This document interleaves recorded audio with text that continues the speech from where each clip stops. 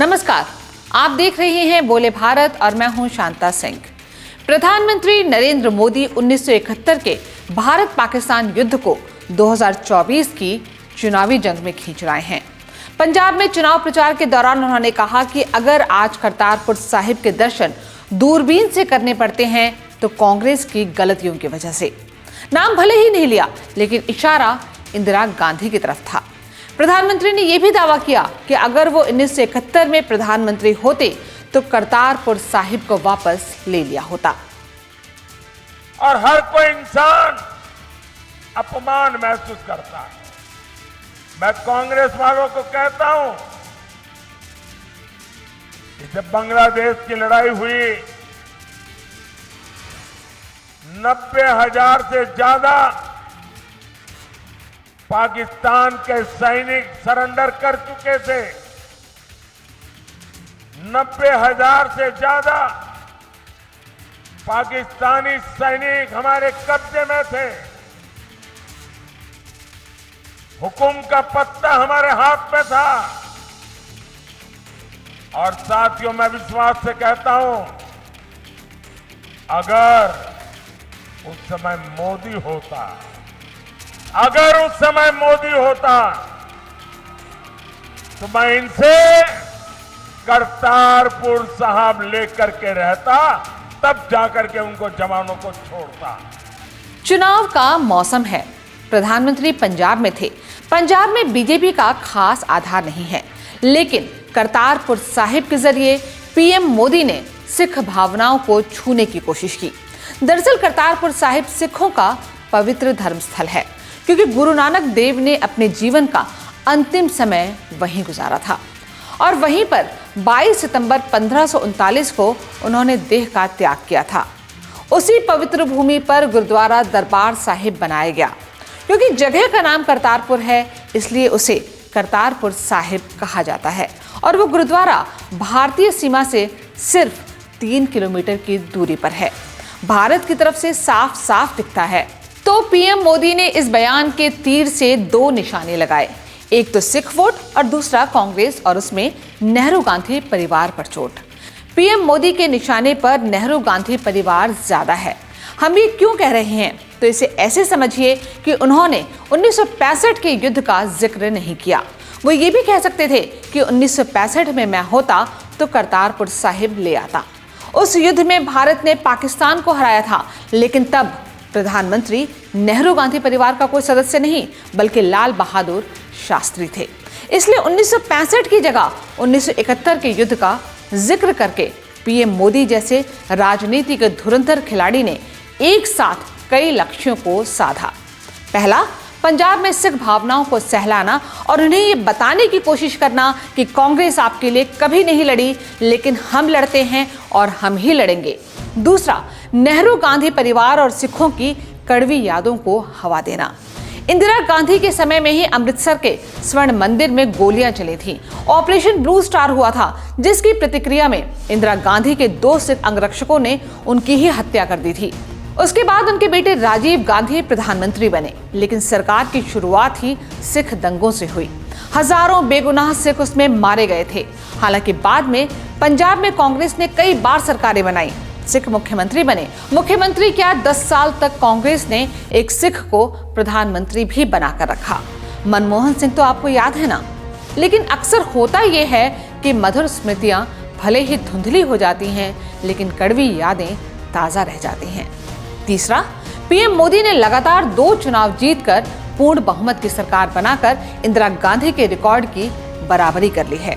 इतिहास में ऐसा काम इंदिरा गांधी ने ही किया। अगर ये चुनाव भी पीएम मोदी पूर्ण बहुमत के साथ जीत जाते हैं तो चुनावी इतिहास उन्हें नेहरू की बराबरी में लाकर खड़ा कर देगा। इसलिए 71 में इंदिरा गांधी की कमियों को चिन्हित करके पीएम मोदी ये संदेश देना चाहते हैं कि वो इंदिरा से बेहतर हैं। चौथा, कांग्रेस बांग्लादेश के निर्माण और 71 के युद्ध की विजय को भारी उपलब्धि के तौर पर गिनती करती है, लेकिन युद्ध के बाद पाकिस्तान से बातचीत की टेबल पर भारत कैसे हार गया, पीएम मोदी इसे हाईलाइट करने की कोशिश में हैं। और दोस्तों, असल कहानी यहीं से शुरू होती है कि क्या इंदिरा गांधी की नासमझी से 71 की वो शानदार जीत भारत के लिए कोई राहत नहीं ला पाई। उस युद्ध में भारत ने कई उपलब्धियां हासिल की थी। पहली, पाकिस्तान की करीब 15,900 वर्ग किलोमीटर जमीन भारत के कब्जे में आ गई थी, जिसमें से 15,010 वर्ग किलोमीटर जमीन भारत ने लौटा दी थी।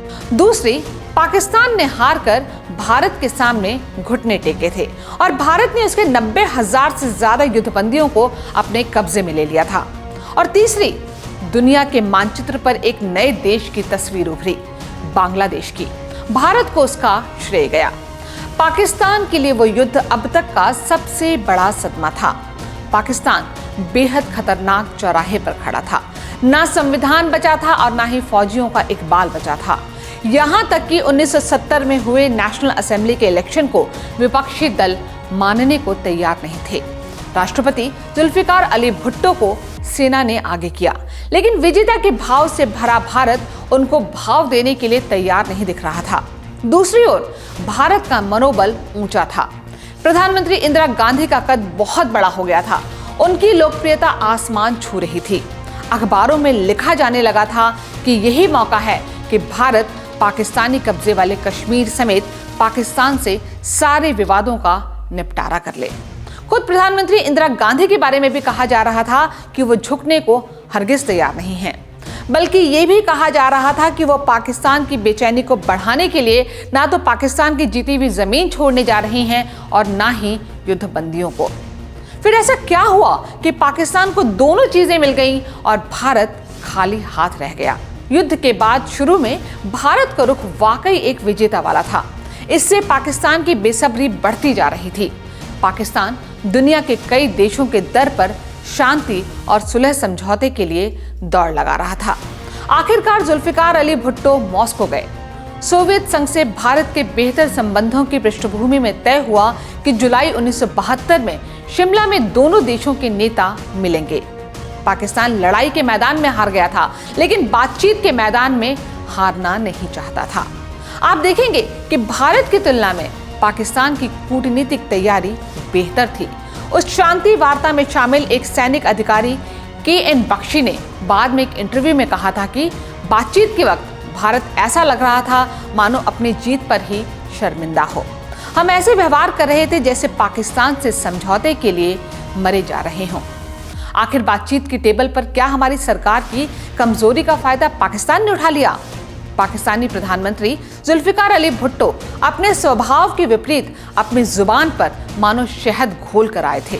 वो भारत के साथ शांति, सहयोग, अपनापन की बातें कर रहे थे, जबकि कूटनीति और रक्षा नीति में पारंगत लोगों का मानना था कि भुट्टो तो अपनी मां के नहीं हो सकते, भारत के क्या होंगे। लेकिन भुट्टो दोनों देशों में दूध और शहद की नदियां बहाने और मिलकर काम करने की दुहाई दे रहे थे। वो युद्ध विराम रेखा को लाइन ऑफ पीस बनाने की बात कर रहे थे। वो जमहूरियत जिंदाबाद के नारे लगा रहे थे।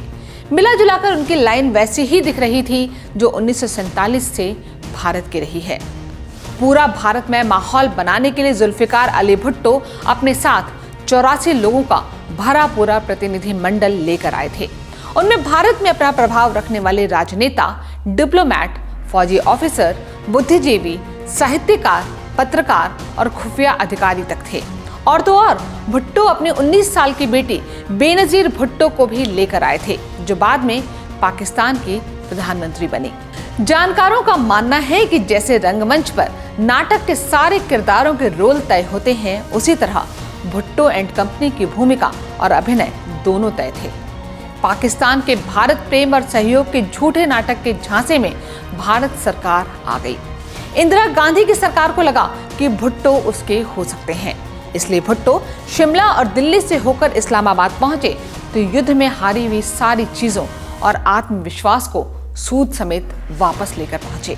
उनके पास भारत की जीती हुई जमीन भी थी और उसके युद्धबंदी सैनिक भी थे, जो पाकिस्तान की कुल सेना के करीब 1/4 थे।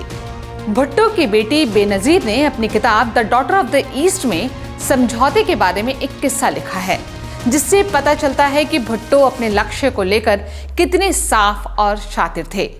समझौते पर हस्ताक्षर के बाद जब भुट्टो ने अपने कमरे में प्रवेश किया तो बेनजीर ने अपने पिता से पूछा कि उन्होंने युद्ध बंदियों की जगह युद्ध में हारे हुए क्षेत्र को वापस लेने को तरजीह क्यों दी, जबकि युद्धबंदी के परिवार उनका इंतजार कर रहे थे। इस पर भुट्टो ने कूटनीति के लिहाज से बेहद शातिराना जवाब दिया कि जमीन अगर एक बार हाथ से निकल जाती तो वापस नहीं मिलती।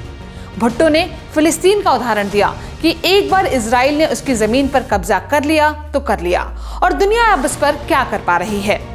भुट्टो की दलील थी अगर जीती हुई जमीन भारत के पास रह गई तो वापस पाना असंभव हो जाता। दूसरी ओर युद्धबंदियों को लेकर भुट्टो का मानना था कि इंसान की हिफाजत के लिए दुनिया भर के मानवाधिकार संगठन भारत पर दबाव बनाते, जिसके कारण देर सबेर भारत को उनके दबाव में झुकना पड़ता।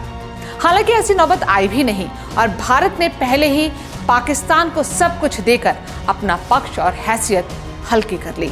पाकिस्तान तब अपने राष्ट्रपति भुट्टो के कूटनीतिक दिमाग का मुरीद हो गया, जिसने शिमला समझौते को एक विजेता का नहीं बल्कि पराजित का शांति समझौता बना दिया।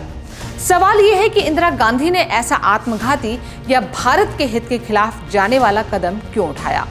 इस सवाल का जवाब लोकसभा में खुद इंदिरा गांधी ने दिया था।